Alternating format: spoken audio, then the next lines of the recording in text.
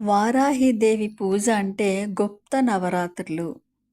ఈ సమయంలో మనము ఎంత ఎక్కువ టైం ఉంటే అంత సమయము ధ్యానము చేస్తూ, అది మన ఎదుగుదలకే కాకుండా విశ్వ కళ్యాణము కోసము ఎంత వీలైతే అంత ఎనర్జీని మనం తీసుకొని అంత స్ప్రెడ్ చేద్దాం మాస్టర్స్.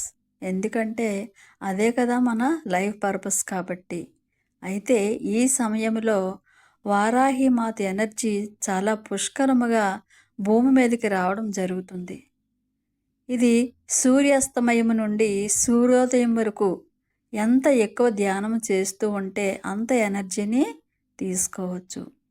ప్రాపంచిక స్థితిలో లాగా భక్తి పూజల వైపు పోకుండా మనము ఆధ్యాత్మిక మార్గంలో ఉన్నాము కాబట్టి, మనము ధ్యాన సాధకులము కాబట్టి వారాహి మాతను ధ్యానించుకుందాము. వారాహి చైతన్యంతో కనెక్ట్ అయితే ఈ 9 రోజులు రాత్రి 7 నుంచి ఉదయం 4 వరకు ఎప్పుడైతే ధ్యానం చేస్తామో ఎక్కువ ఎనర్జీని తీసుకోగలుగుతామో, దానివల్ల మనలో ఏవైతే బ్లాక్స్ ఉన్నాయో ఇవన్నీ కూడా క్లియర్ అవ్వడానికి అవకాశం ఉంటుంది.